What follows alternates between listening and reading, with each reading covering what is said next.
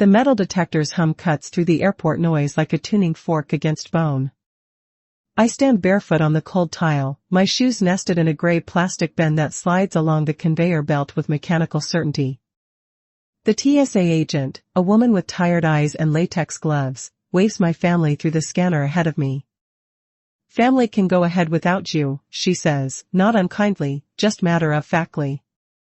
My son glances back once, a quick flick of his eyes, before he and his wife gather their belongings from the other side.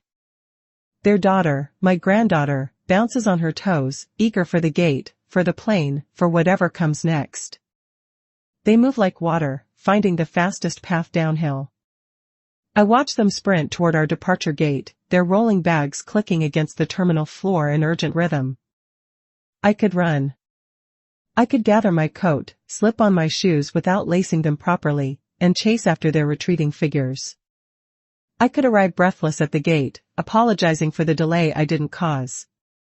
Instead, I sit on the metal bench and relace my shoes with deliberate care. The wool cuff of my coat catches on the bench's edge, and I smooth it down. The conveyor belt hums its mechanical song, carrying other people's belongings toward other reunions. They went ahead. So did I. The stillness that follows feels like a door I never tried opening. Not the frantic door of keeping up, of matching their pace, of shrinking myself to fit their timeline. A different door entirely. One that opens inward, toward a space I'd forgotten I owned. I walk to the gate at my own speed, my shoes properly tied, my coat buttoned against the terminal's artificial chill. When I arrive, they're already seated, already absorbed in their phones and snacks. My son looks up with mild surprise, as if he'd forgotten I was coming at all. "There you are," he says, the way you might acknowledge a delayed package. I take my seat by the window and watch the ground crew load luggage into the plane's belly. Each bag disappears into the dark hold, and I wonder how many of them contain things their owners no longer need but couldn't bear to leave behind. The plane lifts off, and I press my palm against the cool window. Below, the city shrinks to a grid of lights, each one representing someone's home, someone's choice about what to keep and what to release. I close my eyes and make a promise to the woman reflected in the airplane window. In 30 days, something fundamental will change. In 30 days, my keys will match exactly one door, mine. My name will return to my bank accounts, not as a courtesy but as a right. I will take a small trip alone, not as an escape but as a reminder that my stride belongs to me. And I will write a letter that reshapes the terms of love in my family. Not revenge, repair. Not exile, home on my own terms. In 30 days, I won't be carried along by other people's urgency. I'll walk at the pace that honors the woman I've become, the woman who worked for every dollar in her accounts, who raised children and buried parents and learned that love without respect is just another word for erosion. The flight attendant offers me peanuts in a small foil packet. I accept them and eat each one slowly, tasting the salt, feeling the crunch between my teeth. My son glances over, probably wondering why I'm taking so long with something so simple. In 30 days, I won't be carried. I'll walk. The plane banks toward home, and I watch the wing cut through clouds like a blade through cotton. Below, the landscape spreads out in neat squares, fields and roads and houses arranged by someone else's logic. But from this height, I can see the patterns, the way everything connects and separates according to invisible rules. I think about the TSA agent's words, "Family can go ahead without you." She meant it practically, a simple statement about security procedures and gate logistics. But sitting here, 30,000 feet above the ground, I hear something else in those words. Permission. An acknowledgement that going ahead doesn't always mean going together. My granddaughter leans across the aisle, her face bright with the excitement of flying. "Grandma, look how small everything is." I follow her gaze to the window, to the miniature world below. "It gives you perspective," I tell her. "Sometimes you need to get some distance to see things clearly." She nods solemnly, the way children do when they sense they're receiving important information, even if they don't fully understand it yet. Then she returns to her coloring book, her crayon moving in careful strokes across the page. I close my eyes and let the plane's engines carry me toward whatever comes next. In 30 days, I will remember this moment, the moment I chose stillness over sprint, my pace over their urgency. The moment I realized that being left behind might actually be a form of moving forward. The wheels touch down with a gentle bump, and we taxi toward the gate. My family gathers their belongings with the same efficient haste they showed at security. I take my time, checking my seat pocket, smoothing my coat, and making sure I haven't left anything behind that I actually need. As we walk through the terminal, I notice how my son and his wife move, always slightly ahead, always assuming I'll catch up. It's not malicious. It's a habit. The habit of treating me like luggage that will eventually make it to the carousel. But habits can be broken. In 30 days, I'll prove it. The automatic doors slide open, and we step into the night air. My son's car idles at the curb, and I climb into the back seat without being asked. The radio plays softly, some song about second chances and new beginnings. I lean my head against the window and watch the city lights blur past. Tomorrow, I'll begin. Tonight, I'll simply sit with the knowledge that change is possible, that 30 days is enough time to reclaim a life that's been slowly, politely, lovingly taken from me one small cut at a time. The car turns onto my street, and I see my house, the porch light glowing yellow against the darkness, the marigolds in their window box already preparing for winter sleep. Home. Not just a place I live, but a place I'm about to learn to inhabit fully, completely, on my own terms. They went ahead. So did I. Just in a different direction. After the flight, I sit at my kitchen table with a cup of tea growing cold between my palms. The house feels different now, not empty, but spacious. Like a room where someone has finally opened the windows after years of stale air. I begin to count the small cuts, the ones we called help. The spare key my son took just in case, which became his regular entry without knocking. The errands that shifted from requests to assignments. Mom, you'll need to pick up the dry cleaning on Tuesday. And can you watch Emma after school on Thursday? Oh, and we scheduled your dentist appointment for next week. Hope that works. Hope that works. As if my time were a public resource, available for booking by anyone with a family connection and a busy schedule. I remember standing in the grocery store last month, holding 3 different shopping lists, mine, theirs, and one for my elderly neighbor who couldn't drive. Not because I'd offered, but because it had been decided that I would. The fluorescent lights hummed overhead, and I caught my reflection in the freezer door, a woman holding other people's needs, her own hands full of everyone else's urgency. The disrespect wasn't loud. It was constant. A steady drip of assumptions that my time was less valuable, my plans more flexible, and my boundaries more negotiable than anyone else's. Help without respect is a slow erasure, I realize now. A gentle drowning in other people's convenience. I think about the airport again, how they sprinted ahead without looking back. Not because they didn't love me, but because they'd grown accustomed to my accommodation. I was the one who would catch up, who would adjust, who would make it work somehow. Not helpful. Habit. I'm done. The tea has gone cold, but I drink it anyway. Cold tea tastes like a decision, bitter, clarifying, and impossible to sweeten after the fact. I set the cup down and reach for a pen. On a piece of paper, I write, things that will change in 30 days. Then I cross it out and write instead, things I will change in 30 days. The difference matters. Agency lives in that small grammatical shift, in the space between things happening to me and things I make happen. I write. My keys will be mine alone. My accounts will reflect my choices. My time will require an invitation, not an assumption. My home will have boundaries that love can respect. The pen feels heavier than it should, weighted with years of deferred decisions. But also lighter, somehow. Like a tool, I'm finally learning to use properly. Outside, a car door slams. Through the window, I see my neighbor Mrs. Chin returning from her evening walk, her small dog trotting beside her on a bright red leash. She waves when she sees me at the table, and I wave back. Tomorrow, I think, I'll ask her if she'd like to be my emergency contact. Not because I need rescuing, but because neighbors should know each other's names and phone numbers. Because community is built on mutual respect, not assumed obligation. I fold the paper and slip it into my coat pocket. Tomorrow, the real work begins. Tonight, I'll simply sit with the knowledge that I've named the problem, and naming is the first step towards solving. The house settles around me with small creaks and sighs. Not empty sounds, but full ones. The sounds of a space learning to hold just one person's needs, one person's pace, and one person's carefully considered choices. I turn off the kitchen light and climb the stairs to bed.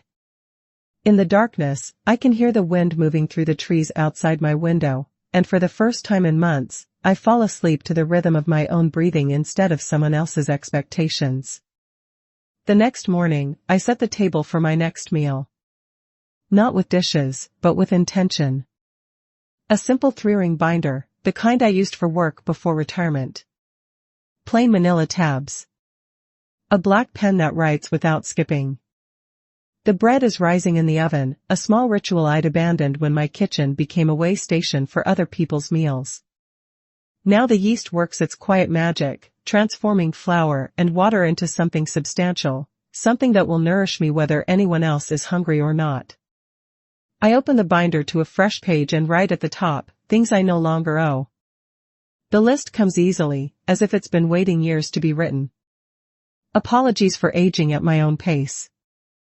Explanations for choices that harm no one. Availability without advance notice. Gratitude for help, I didn't request it. Silence when my boundaries are tested. My spare key is for anyone who won't knock. My financial details to anyone who won't inherit. My time to anyone who won't respect it. Each line feels like a small rebellion, a quiet declaration of independence from the tyranny of other people's expectations. I'm not angry as I write, anger would be too hot, too reactive. This is cooler, more deliberate. This is the temperature of change. The oven timer chimes, and I pull out the bread. The crust is golden, the kitchen filled with the smell of yeast and heat and possibility. I set the loaf on a cooling rack and return to my binder. On the next page, I write, appointments to schedule. Bank, review accounts and beneficiaries. Locksmith, change front door lock. Attorney, simple living trust consultation. Library, volunteer coordinator meeting. Travel agent, solo trip planning. The pencil shavings curl on the table like tiny wood flowers. I brush them into my palm and carry them to the window, where I scatter them into the wind. Even waste can be useful if you know where to put it. My phone buzzes. A text from my daughter-in-law, can you pick up Emma from school today? Running late with a client meeting. I stare at the message for a long moment. The old me would have responded immediately, of course. What time? The new me, the one who's been writing lists and baking bread and learning to say no, types back, I'm not available today. Perhaps Mrs. Patterson next door could help? I hit send before I can second-guess myself. The phone buzzes again almost immediately, everything okay? You always help with Emma. Always. The word sits heavy in my chest. Always means never having to ask, never having to consider whether it's convenient, and never having to acknowledge that help is a gift, not a subscription service. I type back, everything's fine. I'm just not available today. This time, I turn the phone face down and return to my binder. On a new page, I write, witnesses to my change. Paper, these lists, these plans, these small declarations of independence. Heat, the bread in my oven, the tea in my cup, the warmth of my own company. My own steady breath, the rhythm that belongs to me alone. The bread has cooled enough to slice. I cut a thick piece and spread it with butter that melts into the warm crumb. I eat it slowly, tasting the salt and the sweetness, the hours of rising, and the minutes of heat that transformed simple ingredients into sustenance. This is what I'm learning, that taking care of myself isn't selfish. It's foundational. Like the yeast in bread, like the roots of a tree, like the steady breath that keeps me alive, whether anyone else notices or not. I close the binder and place it on the shelf next to my cookbooks. Tomorrow, I'll make the first appointment. Tonight, I'll simply sit with the knowledge that I've begun something that can't be undone. The phone buzzes again, but I don't look. Whatever it says can wait until I'm ready to respond. My time, my choice, my pace. Things I no longer owe, apologies for aging. The bread cools on the counter, and I pour myself another cup of tea. Outside, the afternoon light slants through the kitchen window, illuminating the dust motes that dance in the air like tiny celebrations. Everything is exactly as it should be.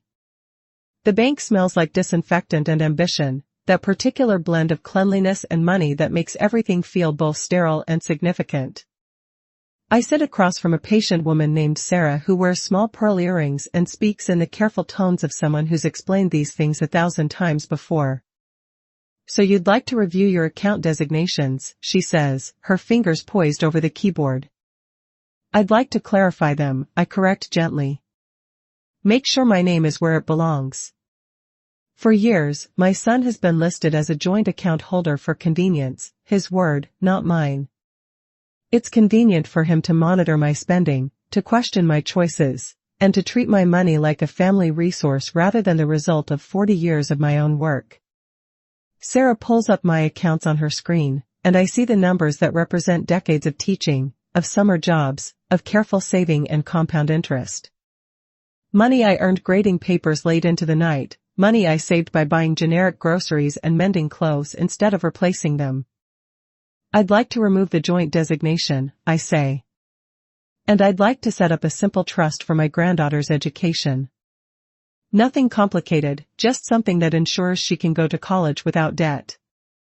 Sarah nods and begins typing. The keyboard clicks with mechanical precision, each keystroke a small step toward financial independence. Not hiding money, honoring my labor. And for the trust beneficiary? She asks. Emma Chen Morrison. My granddaughter. The funds should be available when she turns 18, but only for education expenses. I think about Emma's bright eyes, her careful coloring, and her questions about why everything looks so small from an airplane. She deserves choices I didn't have, opportunities that don't depend on anyone else's approval or convenience. We'll also want to designate a portion for charitable giving, I continue. The community garden on Maple Street and the literacy program at the public library. Sarah's fingers pause over the keyboard. That's lovely, she says, and I hear genuine warmth in her voice. It's nice to see someone thinking beyond their immediate family. Beyond, but not excluding. I'm not punishing my son by taking control of my own money. I'm simply remembering that love doesn't require financial transparency, and care doesn't mean surrendering agency. The paperwork takes an hour. I sign my name in careful script, each signature a small reclamation of authority. When we're finished, Sarah hands me a folder containing copies of everything. Is there anything else I can help you with today? She asks. Actually, yes. I'd like to set up a small checking account for household expenses. Something simple, just for groceries and utilities. And I'd like the statements sent to my address only. She nods and begins a new set of forms. I think about my son's surprise when he realizes he can no longer monitor my spending and can no longer question why I bought organic vegetables or splurged on good coffee. Small freedoms, but freedoms nonetheless. When I leave the bank, the folder tucked securely in my purse, I feel lighter. Not because I've hidden anything, but because I've honored something, the woman who worked for these dollars, who saved them carefully, who deserves to spend them according to her own values and priorities. The afternoon sun warms my face as I walk to my car. In the distance, I can see the community garden where my money will help buy seeds and tools and hope. Next spring, there will be tomatoes and lettuce and herbs growing in soil I helped nourish. Not because I had to, but because I chose to. I drive home slowly, taking the long way past the library where I'll soon volunteer, past the elementary school where Emma learns to read, and past the small cafe where I might treat myself to lunch without explaining the expense to anyone. At home, I place the bank folder in my binder, next to the list of things I no longer owe. The pages are filling up with evidence of change, with proof that 30 days is enough time to reclaim a life that's been slowly, politely borrowed by other people's assumptions. My phone shows 3 missed calls from my son. I don't call back immediately. Instead, I make myself a cup of tea and sit in my favorite chair by the window. The marigolds in their box are beginning to fade, their bright orange petals curling inward like small fists. Soon I'll plant new seeds, choose new colors, and decide for myself what will grow in the space that belongs to me. The phone rings again. This time, I answer. "Mom, the bank called," my son says without preamble. "They said you made some changes to your accounts." "I did," I say simply. "Why didn't you discuss it with us first?" "We're just trying to help." "I know," I interrupt gently. "But I don't need that kind of help anymore." There's a long pause. I can hear his wife's voice in the background, urgent and questioning. I sip my tea and wait. "Mom, we're worried about you. These sudden changes, the way you've been acting." "I've been acting like someone who owns her own life," I say. "There's nothing to worry about." Another pause. "Then, we're coming over to talk about this." "That would be lovely," I say. "But please call first." I'm not always available for unexpected visits anymore. I hang up before he can respond. The tea tastes like a decision, warm, clarifying, and impossible to take back. Outside, a neighbor's dog barks once and then settles into silence. The afternoon light shifts across my kitchen table, illuminating the binder where my new life is taking shape one page at a time. Tomorrow, I'll change the locks. Tonight, I'll simply sit with the knowledge that I've taken the first concrete step toward financial independence. Not hiding money. Honoring my labor. The marigolds nod in their box, and I make a mental note to buy new seeds. Something different this time. Something that blooms later in the season, when the air is crisp and the light is golden and the world is preparing for the quiet beauty of winter. The locksmith arrives at 9 in the morning, a compact man with calloused hands and a toolbox that clanks with possibility. His name is Frank, and he's been changing locks in this neighborhood for 20 years. "Standard deadbolt replacement?" he asks, examining my front door. "Yes, and I'd like to reset the keypad code as well." He nods and begins unpacking his tools. The old lock comes apart easily, its pieces scattered on my porch like the remnants of a life I'm carefully dismantling. For 3 years, my son has had a spare key. For 3 years, he's used it without knocking, entering my home like it's an extension of his own space. "Any particular reason for the change?" Frank asks as he works. "Break-in? Lost keys?" "Just time for an update," I say. He doesn't press for details. Locksmiths, I imagine, see all kinds of domestic recalibrations. Divorces and deaths and declarations of independence. New locks for new chapters. The installation takes 40 minutes. When Frank is finished, he hands me 3 shiny keys and a small card with the new entry code. "Test it a few times," he suggests. "Make sure you're comfortable with the mechanism." I slide the key into the lock and turn. The deadbolt moves with smooth precision, a satisfying click that sounds like security. Like choice. Like the ability to control who enters my space and when. "Perfect," I say. After Frank leaves, I sit at my kitchen table and make another list, things I open and close. My front door, to visitors who knock and wait for an invitation. My bank account, for deposits I earn and withdrawals I choose. My calendar, for appointments I schedule and commitments I accept. My heart, to love that comes with respect attached. Privacy isn't a barricade. It's a threshold.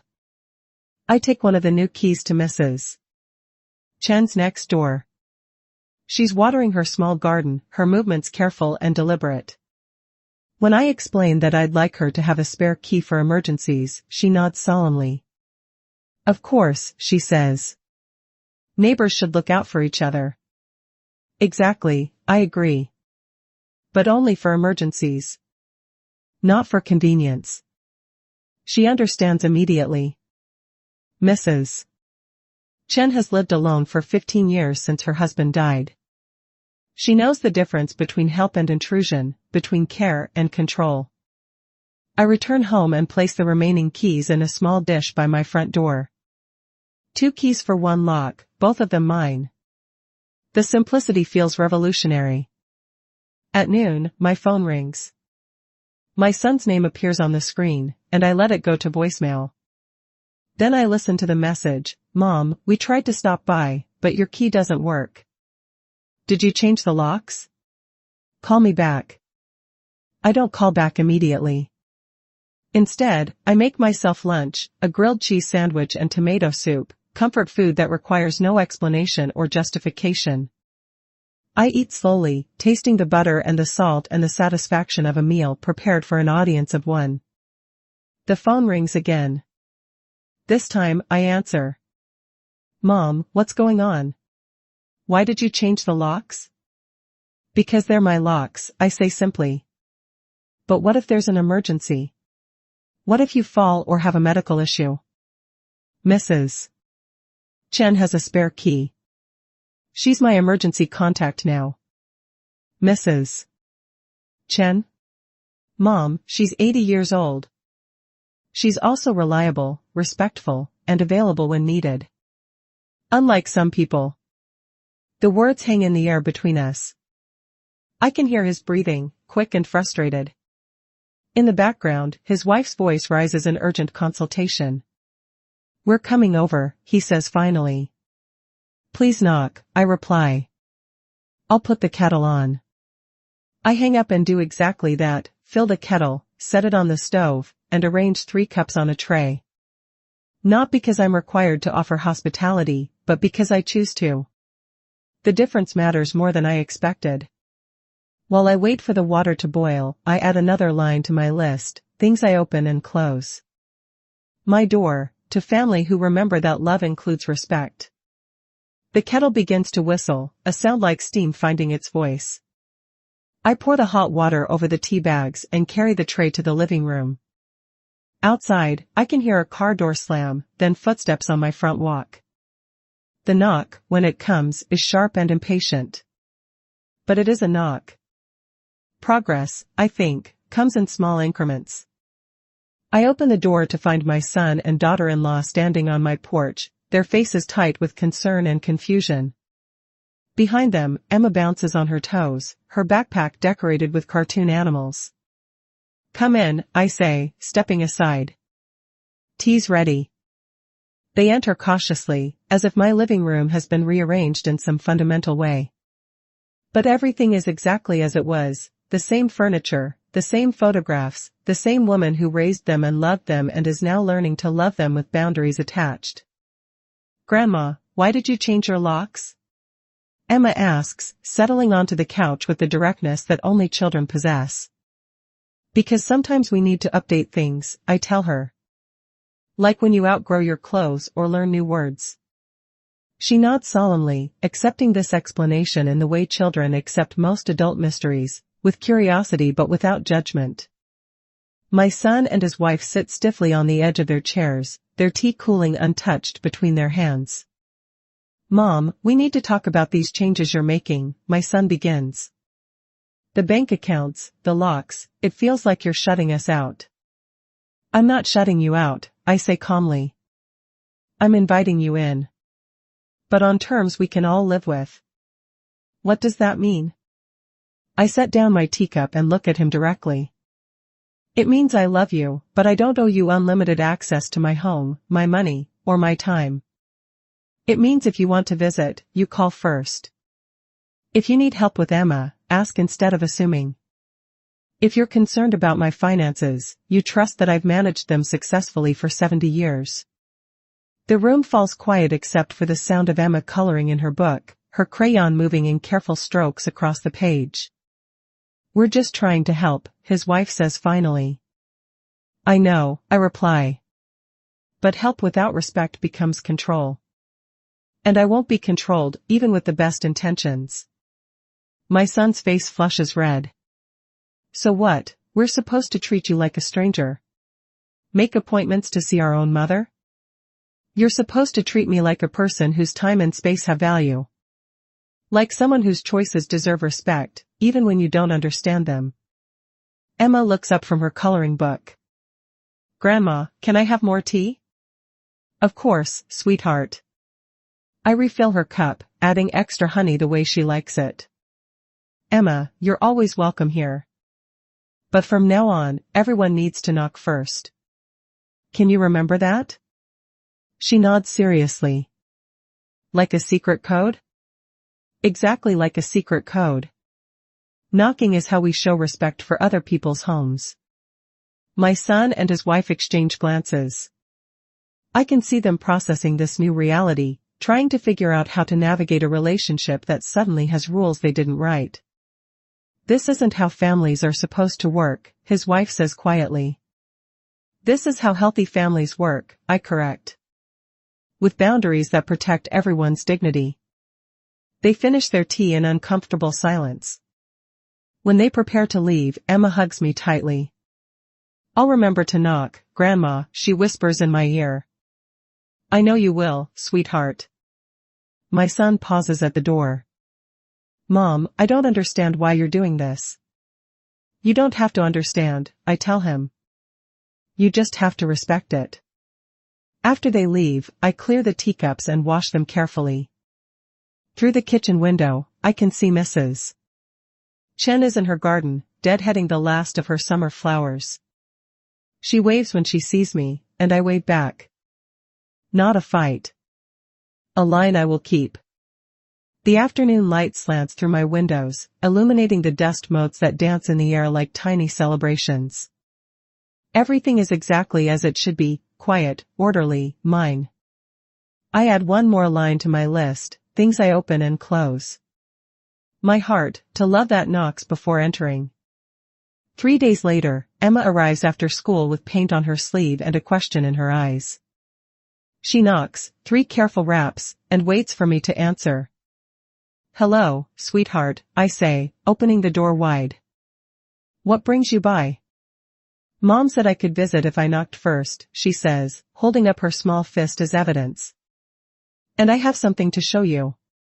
She pulls a folded paper from her backpack, smoothing it carefully on my kitchen table. It's a drawing of our family, stick figures holding hands under a bright yellow sun.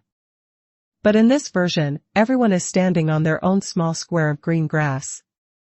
"We each have our own space," she explains, pointing to the squares. "But we're still together." "That's exactly right," I tell her, my throat tight with unexpected emotion. "Would you like some bread and jam?" We sit at the table sharing warm bread that I baked this morning, laughing at nothing and everything. Emma tells me about her art teacher, about the boy in her class who brings unusual lunches, and about the book she's reading where a girl learns to fly. "Grandma," she says, licking jam from her fingers, "why did Mom and Dad seem upset when they came to visit?" I consider my answer carefully. Sometimes when people love you, they forget that you're still your own person. They want to take care of you so much that they forget you can take care of yourself. She nods thoughtfully. Like when I try to help my friend with her homework, but she wants to figure it out herself? Exactly like that. So you're teaching them how to help better? I'm teaching them how to love better, I correct gently. Love that remembers you're a whole person, not just someone who needs taking care of. Emma finishes her bread and wipes her hands on the napkin I've provided. "Can I help you with something?" "But like, help that you actually want." I smile and hand her the small brass key I've been carrying in my pocket. "Would you like to take this to Mrs. Chen? She's going to be my emergency contact, and I want to make sure she has it safely." Emma takes the key solemnly, understanding the importance of the task. We walk together to Mrs. Chen's door, and Emma knocks politely before handing over the key. "Thank you for helping my grandma," Emma says with the formal politeness children use for important occasions. "Mrs. Chen accepts the key with equal gravity. "It's an honor to be trusted," she tells Emma. "Neighbors should look out for each other." When we return to my house, Emma settles at the table with her homework while I prepare dinner. The kitchen fills with the comfortable sounds of domestic life, pencil scratching on paper, onions sizzling in the pan, and the quiet hum of the refrigerator. "Grandma?" Emma says without looking up from her math worksheet. "Yes, sweetheart? I think your new rules are good. They make everything feel safer somehow." Safer. The word settles in my chest like a warm stone. I hadn't thought of it that way, but she's right. Boundaries don't just protect the person who sets them, they protect everyone by making the rules of engagement clear and fair. "I'm glad you think so," I tell her. When Emma's mother comes to pick her up, she knocks and waits to be invited in. Progress, I think, comes in small increments and unexpected teachers. "Thank you for having her," she says, her voice carefully neutral. "She's always welcome," I reply. When she knocks. After they leave, I sit in my living room with a cup of tea and Emma's drawing. The stick figures smile up at me from their individual squares of grass, connected but not crowded, together but not tangled. We don't burn bridges. We post weight limits. Outside, the evening light fades to purple, and I can hear Mrs. Chen's television through the thin walls of our building. Somewhere in the distance, a train whistle calls across the city, carrying people toward destinations they've chosen for themselves. I fold Emma's drawing carefully and place it in my binder, next to the lists and plans and small declarations of independence that are reshaping my life one page at a time. Tomorrow, I'll take my first solo trip in years. Tonight, I'll simply sit with the knowledge that love can learn new shapes, that families can grow stronger when everyone has room to breathe. The marigolds in their window box have finally faded completely, their petals scattered by yesterday's wind. Soon I'll plant new seeds, something that blooms later in the season, something that doesn't mind the cold. Something that knows how to wait for the right conditions before showing its true colors. The train to the coast leaves at 8 in the morning, and I'm there 15 minutes early with a small overnight bag and a book I've been meaning to read for months. The station smells like coffee and diesel fuel, and the particular excitement of people going somewhere they've chosen to go. I find my seat by the window and settle in for the 3-hour journey. The ticket in my purse bears my name only, no family group discount, no shared itinerary, and no need to coordinate with anyone else's schedule or preferences. Just me and the rhythm of wheels on track and the landscape rolling past like a meditation on movement. The train pulls away from the station with a gentle lurch, and I watch the city give way to suburbs, then farmland, then the wild spaces between destinations. Rain begins to thread the window, each drop catching the morning light before sliding down the glass in silver trails. I let the rhythm reteach my body its own pace. Not the hurried step of keeping up with younger legs, not the anxious rush of meeting other people's deadlines, but the steady, sustainable gait of someone who knows where she's going and isn't afraid to arrive when she arrives. The woman across the aisle is reading a mystery novel, her finger marking her place as she gazes out at the passing landscape. The businessman behind me types steadily on his laptop, the keys clicking in counterpoint to the train's rhythm. We're all traveling alone, but we're not lonely. There's a difference I'm just beginning to understand. At the first stop, a young mother boards with a toddler who immediately begins to fuss. The child's cries fill the car, and I watch other passengers shift uncomfortably, put in earbuds, and move to different seats. But I stay where I am and remember Emma at that age, how overwhelming the world must seem when you're small and everything is too loud or too bright or too fast. The mother looks exhausted and apologetic, the way women do when their children's needs inconvenience strangers. I catch her eye and smile, not the tight, polite smile of someone enduring noise, but the warm recognition of one mother to another. She relaxes slightly, and the child, sensing his mother's calmer energy, begins to settle. This is what I'm learning about traveling alone: it doesn't make you selfish. It makes you more present, more able to offer genuine kindness instead of distracted obligation. When you're not managing other people's comfort, you have space to notice the world around you. The rain intensifies as we approach the coast, drumming against the windows with increasing urgency. I close my book and watch the landscape blur past: small towns with church spires, farms with red barns, and forests where the trees lean into the wind like dancers frozen mid-movement. My phone buzzes with a text from my son: "Mom, where are you? Stopped by the house, but you're not there." I type back: "On a trip. Back tomorrow evening." The response comes immediately: "What trip? You didn't tell us you were going anywhere." I stare at the message for a long moment, then turn the phone face down without responding. The train rocks gently as it rounds a curve, and I return my attention to the rain-streaked window. Not escape. Return with a spine. The coastal town is exactly what I hoped for: small enough to walk, large enough to get lost in, and old enough to have stories in its weathered buildings and salt-stained piers. I check into a bed and breakfast run by a woman my age who greets me like an old friend and shows me to a room with white curtains and a view of the harbor. "First time visiting us?"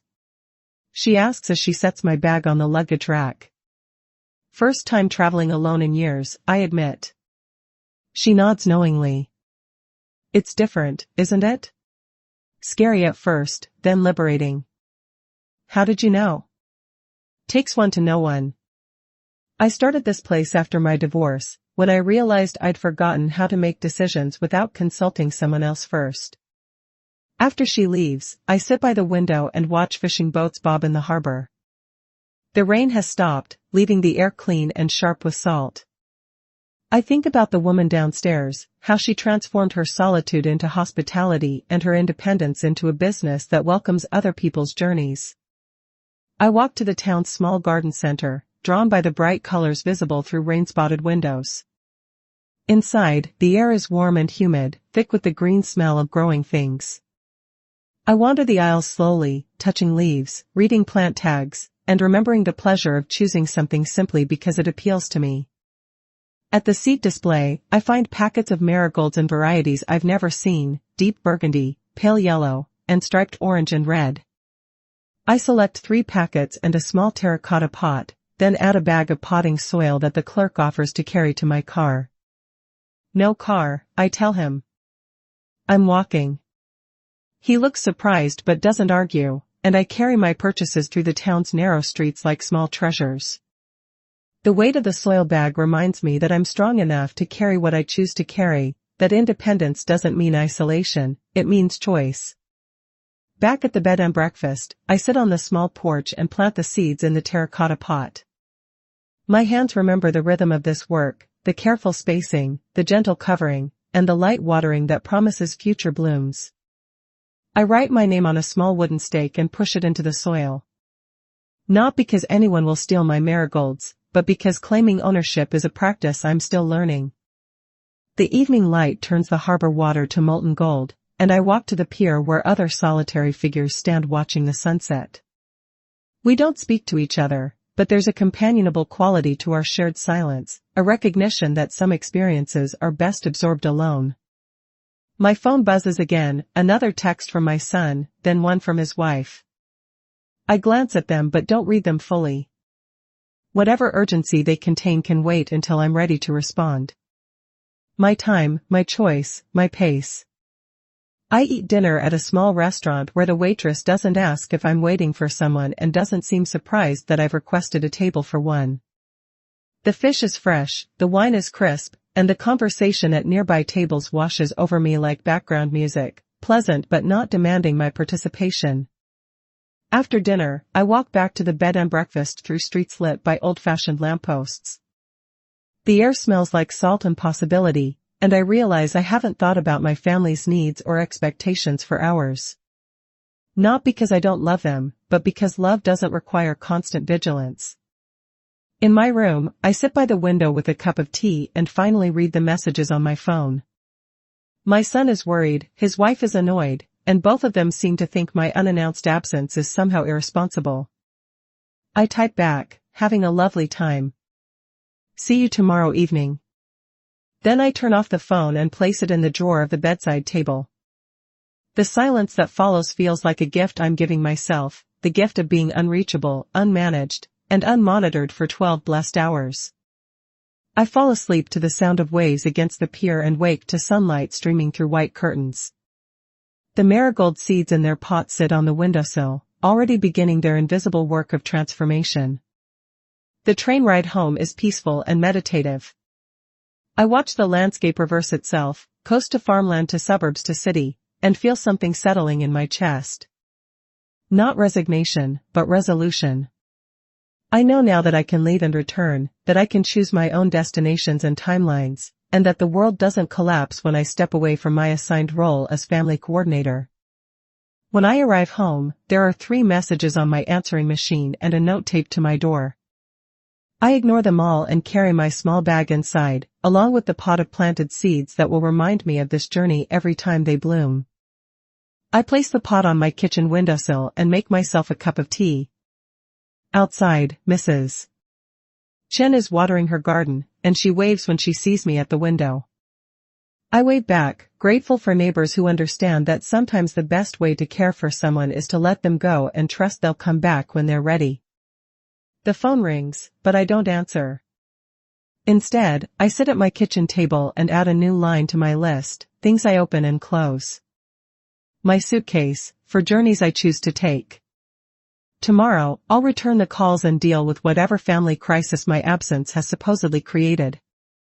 Tonight, I'll simply sit with the knowledge that I can leave and return, that I can travel at my own pace to destinations of my own choosing. Not escape. Return with a spine. The marigold seeds rest in their dark soil, patient and full of potential. In a few weeks, they'll push through the earth toward light, blooming in colors I chose, in a pot I selected, in a window that belongs to me. Just like the woman who planted them. The library smells like old paper and new possibilities, that particular blend of knowledge preserved and knowledge shared. I arrive for my volunteer orientation on a Tuesday morning, carrying the same binder that's been organizing my new life one page at a time. The volunteer coordinator, a woman named Janet with silver hair and laugh lines, shows me to the circulation desk where I'll be working twice a week. We mostly need help with returns and shelving, she explains, but if you're interested in other programs, we're always looking for people to help with the literacy classes. I run my fingers along the spines of returned books, mysteries and memoirs, cookbooks and poetry collections, stories that have traveled from stranger to stranger, carrying their wisdom in careful loops of binding and glue. I'd like to help with literacy, I say. I was a teacher before I retired. Janet's face brightens. Perfect. We have adult learners who come in on Thursday evenings. Many of them are older, people who never had the chance to learn properly when they were young. I think about my own education, how I fought for every scholarship and student loan, and how I worked nights and weekends to pay for the degree that eventually led to 40 years of teaching other people's children. Education as liberation, as the key that unlocks doors you didn't even know existed. I'd be honored to help, I tell her. The morning passes quickly as Janet shows me the computer system, the shelving organization, and the quiet protocols that keep a library running smoothly. I learn to scan returned books, to sort them by category, and to place them back on shelves where other readers will find them. There's something deeply satisfying about this work, the order of it, the service without servitude, the way each book finds its proper place in the larger system. Not unlike what I'm doing with my own life, I realize. Putting things where they belong, creating order that serves a purpose larger than convenience. During my lunch break, I walk to the community garden 3 blocks away. It's smaller than I expected, just a dozen raised beds behind a chain-link fence, but the soil is rich and dark, and someone has planted late-season vegetables that will feed families through the winter. A man in his 70s is weeding one of the beds, his movements careful and deliberate. When he sees me watching, he straightens and wipes his hands on a towel tucked into his belt. "You thinking about getting a plot?" he asks. "Actually, I'm thinking about donating. To help with seeds and tools." His face lights up. That's generous. We can always use help with supplies. I'm Robert, by the way. Been gardening here for 5 years. I'm Margaret. I just set up a small trust that includes funding for the garden. We talk for a few minutes about soil amendments and winter crops, about the families who depend on this small patch of earth for fresh vegetables they couldn't otherwise afford. When I leave, Robert hands me a tomato still warm from the sun. First fruits of your investment, he says with a grin. Back at the library, I spend the afternoon learning to process new acquisitions, books that smell like fresh ink and possibility, their spines unmarked by other readers' hands. Janet shows me how to apply the protective covers, how to enter them into the computer system, and how to prepare them for their first journey into the world.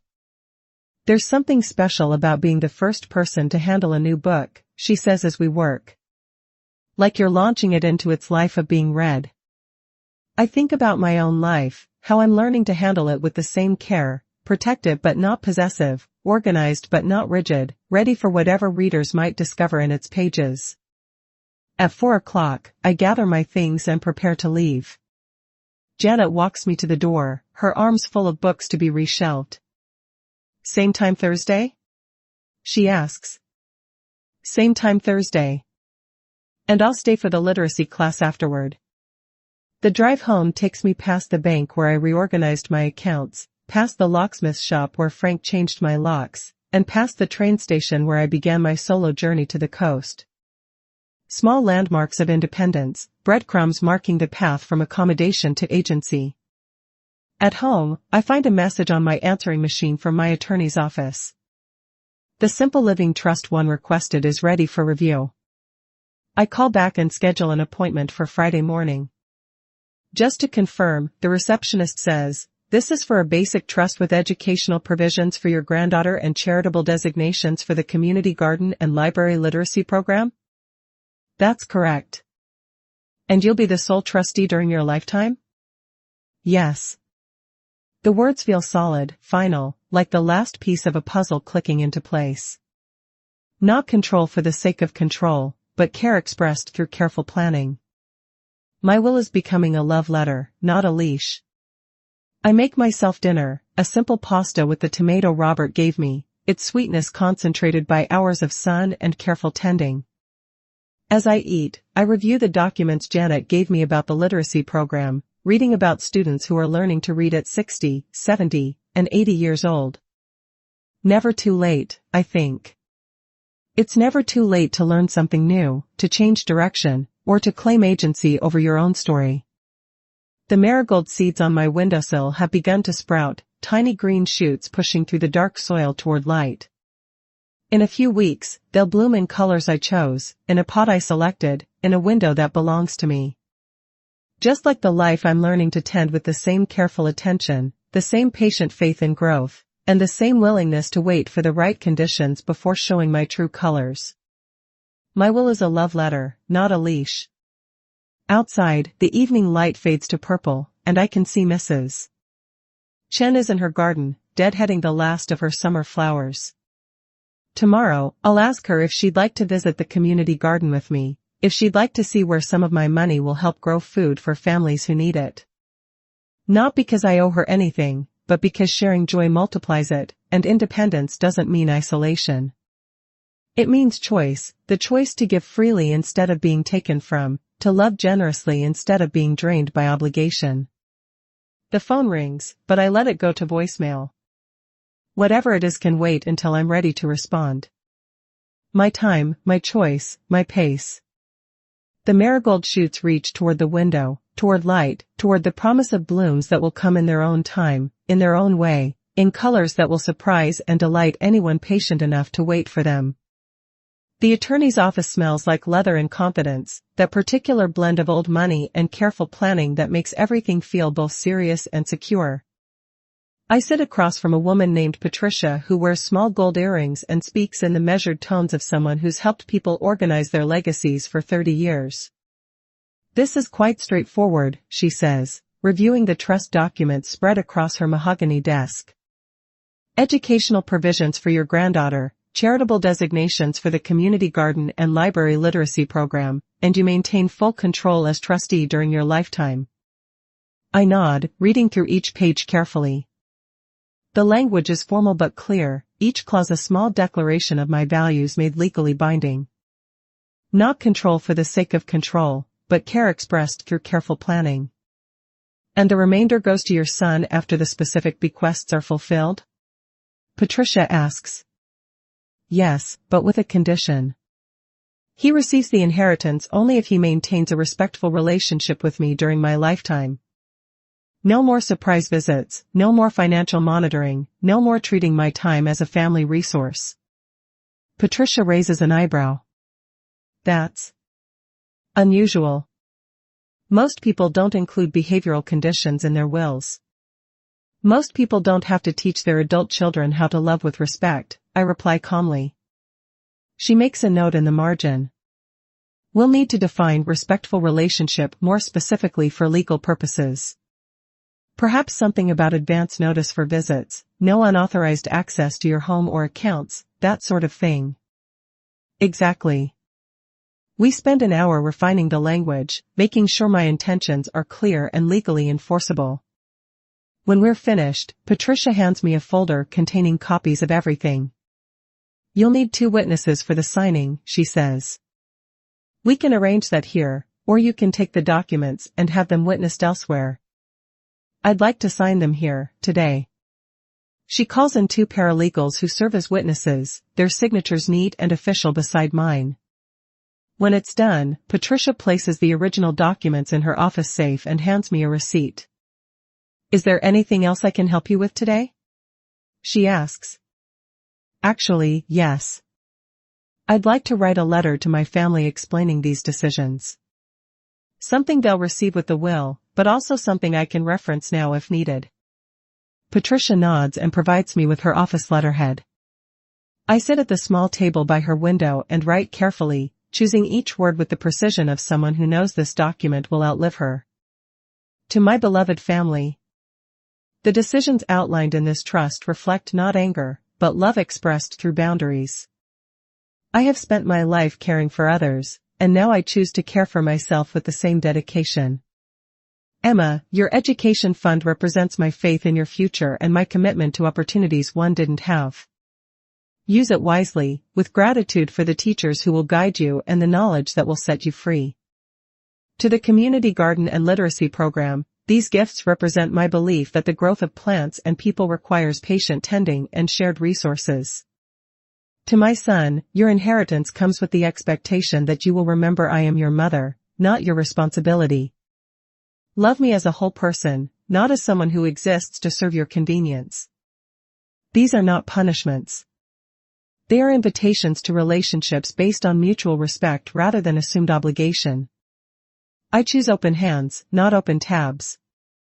With love and clear boundaries. Margaret. I fold the letter carefully and place it in the folder with the trust documents. Patricia makes copies for her files and seals the original with the will. That's beautifully written, she says. Clear, loving, and firm. Your family is fortunate to have someone who cares enough to set healthy boundaries. I leave the attorney's office feeling lighter, not because I've planned for my death but because I've clarified my life. The trust documents represent more than financial planning, they're a roadmap for relationships based on respect rather than assumption. The drive home takes me past the elementary school where Emma learns to read, past the community garden where my money will help grow food for families who need it, and past the library where I'll help adults discover the power of literacy. Small landmarks of a life lived with intention, breadcrumbs marking the path from obligation to choice. At home, I place the trust documents in my binder, next to the lists and plans and small declarations of independence that have been reshaping my life one page at a time. The folder feels substantial, weighted with decisions that honor both my values and my relationships. My phone shows 2 missed calls from my son. I don't call back immediately. Instead, I make myself a cup of tea and sit in my favorite chair by the window, where the marigold seedlings are growing stronger each day. When I'm ready, I dial his number. Mom, where have you been? We've been trying to reach you all week. I've been busy, I say simply. Taking care of some legal matters. What kind of legal matters? Mom, you're worrying us with all these secretive changes. I take a sip of tea, tasting the warmth and the patience I've been cultivating. They're not secretive. They're private. There's a difference. What's that supposed to mean? It means I've updated my will and trust to reflect my values. Emma's education is secured, the community organizations I care about are provided for, and you'll inherit the remainder when I'm gone. There's a long pause. When you're gone? Mom, why are you talking about dying? I'm not talking about dying. I'm talking about living. Living with clarity about what matters to me and how I want my relationships to work. Another pause. I can hear his wife's voice in the background, urgent and questioning. Mom, we need to talk about this in person. Can we come over? Of course. But please call first to make sure I'm available. We're your family. We shouldn't have to make appointments. You're my family, which is exactly why you should show me the same respect you'd show a friend. I hang up before he can respond, not out of anger but out of clarity. Some conversations need time to settle, like sediment in a glass of water. Rushing only makes everything cloudier. The afternoon light slants through my kitchen window, illuminating the trust documents on my table. Legal papers that represent more than financial planning, they're love letters to the future, instructions for how to care for the people and causes that matter to me. My phone rings again, but I let it go to voicemail. Whatever urgency my family feels about my decisions can wait until I'm ready to discuss them. My time, my choice, my pace. I water the marigold seedlings and check their progress. The tiny green shoots are reaching toward the light with the same determination I'm learning to apply to my own growth. Patient, persistent, trusting that the right conditions will eventually produce something beautiful. At 5 o'clock, my doorbell rings. Not the sharp, impatient knock of previous visits, but the gentle chime of someone who's learning to ask permission before entering. I open the door to find my son and daughter-in-law standing on my porch, their faces carefully composed. Behind them, Emma bounces on her toes, her backpack decorated with new stickers. Thank you for calling first, I say, stepping aside to let them in. Grandma. Emma rushes to hug me, her small arms tight around my waist. I remembered to knock at Sarah's house today, and her mom said I was very polite. I'm proud of you for remembering, I tell her. Politeness is how we show respect for other people. My son and his wife settle carefully on the couch, their posture formal and uncertain. I offer tea, and they accept with the cautious gratitude of people navigating new territory. Mom, my son begins, we want to understand what's happening. These changes you're making, the locks, the bank accounts, the legal documents, it feels like you're preparing to cut us out of your life. I'm not cutting you out, I say calmly. I'm inviting you in. But on terms we can all live with. What does that mean, exactly?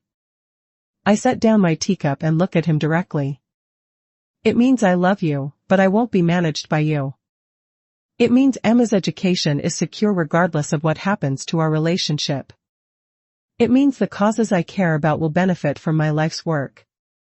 And it means you'll inherit what remains, but only if you can learn to treat me with the respect you'd show any other adult. Emma looks up from her coloring book.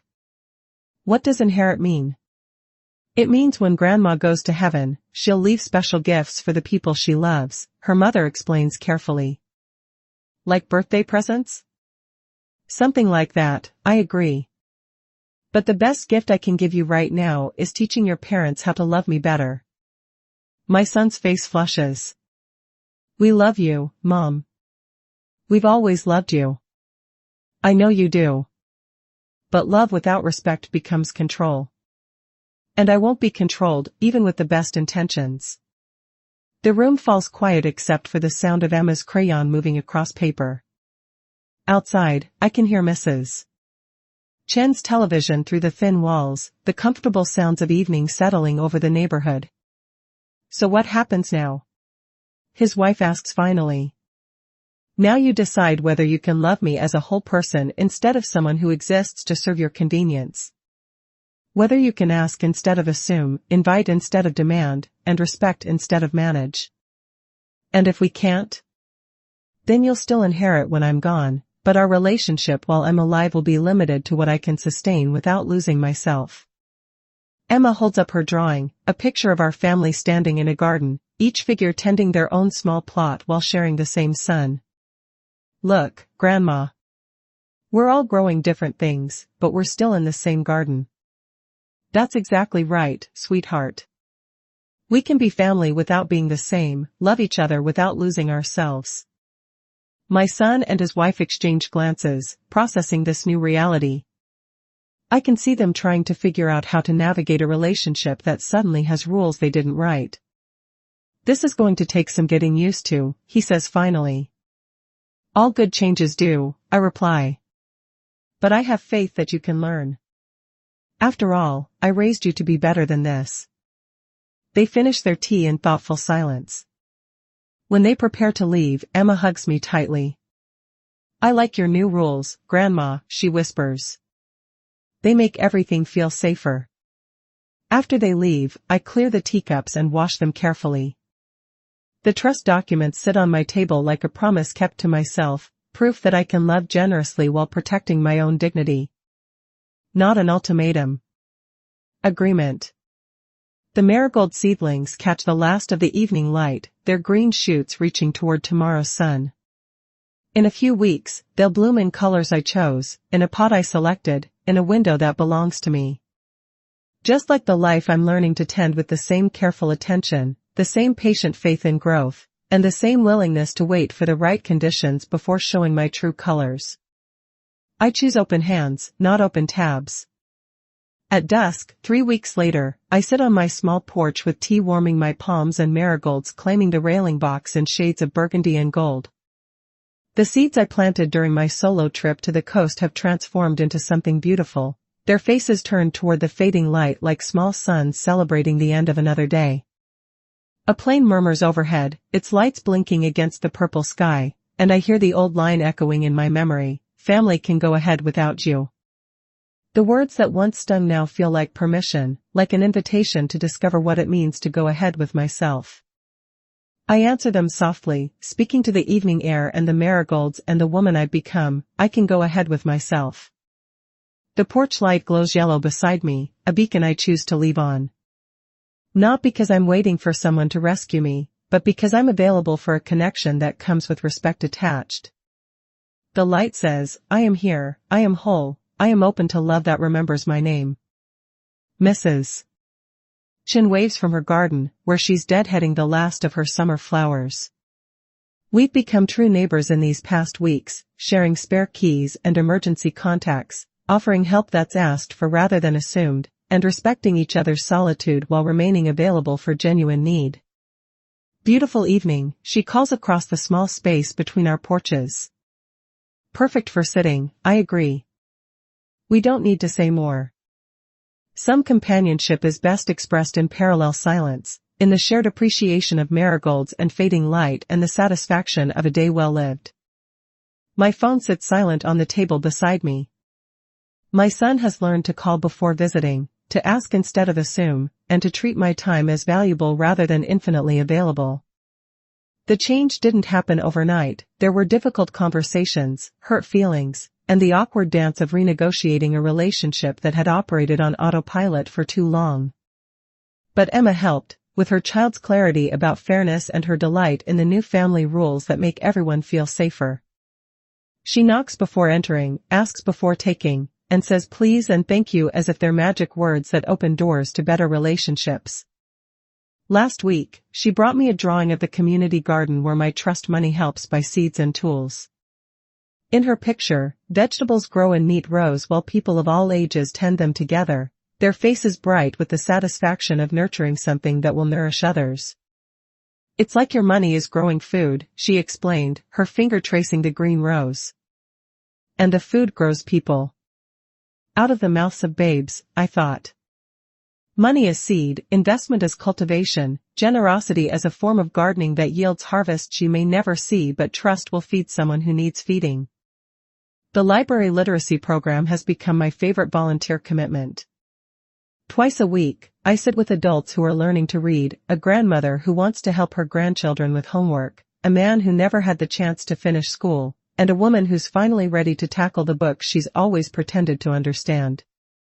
There's something profound about watching someone decode their first sentence, sound out their first paragraph, and finish their first book. It reminds me that it's never too late to learn something new, to change direction, or to claim agency over your own story. I can read this, my student Maria said last Thursday, her finger moving carefully under the words of a simple story about a woman who plants a garden. I can actually read this. The wonder in her voice, the pride in her accomplishment, the way literacy opened a door she'd thought was permanently locked, it all reminded me why I chose to include the program in my trust. Some gifts keep giving long after the giver is gone. The marigolds nod in their box, their petals catching the last light like small flames. I planted them as seeds during my solo trip to the coast, carried them home in a terracotta pot, and tended them through weeks of growth and change. Now they bloom in colors I chose, in a space I control, as proof that patience and proper conditions can transform the smallest beginning into something beautiful. A train whistle calls across the city, carrying people toward destinations they've chosen for themselves. I think about my own journey, not the physical trip to the coast, but the longer voyage from accommodation to agency, from serving other people's convenience to honoring my own values. 30 days, I promised myself that day at the airport. 30 days to reclaim a life that had been slowly, politely borrowed by other people's assumptions. The timeline seemed both impossibly short and endlessly long, but change, I've learned, doesn't follow the calendar's logic. It follows the heart's readiness, the soul's preparation, and the quiet accumulation of small decisions that eventually add up to transformation. My keys match exactly one door, mine. My name appears on my bank accounts not as a courtesy but as a right. I've taken solo trips and made solo decisions, volunteered my time, and donated my money according to my own values rather than other people's expectations. Most importantly, I've learned to love my family with boundaries attached, to offer care without surrendering agency, and to remain available for connection while protecting my own dignity. The porch light glows steadily beside me, neither demanding attention nor hiding from it. Just present, available, and ready to illuminate whatever approaches with respect and genuine need. If this story found you at the right time, I think, watching the last light fade from the sky, choose one door to relock and one window to open. Choose one boundary to set and one gift to give freely. Choose one moment to stop running after other people's urgency and start walking at your own pace. The marigolds will bloom until the first frost, their faces turned toward whatever light remains. And I will sit here on my porch, available but not desperate, connected but not consumed, loving with my whole heart while keeping my hands free to tend the garden of my own becoming. They went ahead. So did I. The difference is, I chose my own destination. If this story found you at the right time, share it with someone who needs it.